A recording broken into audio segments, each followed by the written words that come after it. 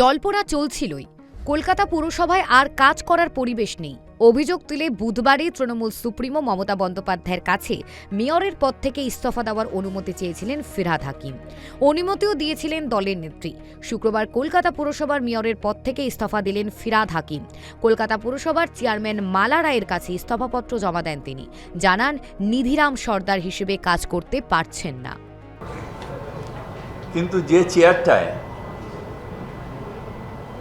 আমাদের সেই সব প্রাতঃস্মরণীয় ব্যক্তিরা বসেছিলেন, সেই চেয়ারটার একটা আলাদা সম্মান আছে। আমি নিজে যখন মেয়র ছিলাম দাপুটের সাথে চালিয়েছি, নিজেই পৌরমন্ত্রী, নিজেই মেয়র। এখন সেটা সম্ভব হচ্ছে না, তাই সেই চেয়ারটাকে আমি অবমাননা করতে পারি না, সেই চেয়ারের সম্মানহানি করতে পারি না। চেয়ার ধরে বসে রইলাম, ঢাল নেই, তলোয়ার নেই, নিধিরাম সর্দার। সেই মানুষগুলো যারা হয়তো আমার থেকেও বেশি দাপুটে ওই মেয়রের চেয়ার চালিয়ে গেছেন, তাদের প্রতি অসম্মান হবে। তাই আমি ঠিক করেছি যে আমি আজকে রেজিগনেশন দিচ্ছি। তৃণমূল নেত্রী মমতা বন্দ্যোপাধ্যায়ের একনিষ্ঠ সৈনিক ছিলেন ফিরহাদ হাকিম। দিদি যা দায়িত্ব দিয়েছে সে কাজ করে গিয়েছেন বরাবর, সামলেছেন মন্ত্রিত্বও।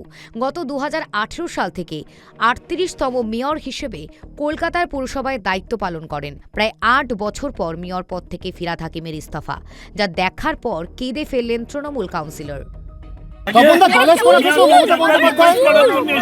মমতা বন্দ্যোপাধ্যায় তো আজকে দলের তরফ থেকে বলেছেন যে আপনি পদত্যাগ করতে পারেন। দল কি আটকাতে পারতো না চাইলে? দেখুন, এইগুলো তো আমি বলতে পারবো না। আমি তো সাধারণ মানুষের জন্য পরিষেবা দিতে পারবো না প্রতিনিধি হিসাবে। সেই জন্য আমি না সত্যি ভেঙে আজকে আপনি কাটলেন, আপনাকে কাটলেন, আমি আর পারছি না।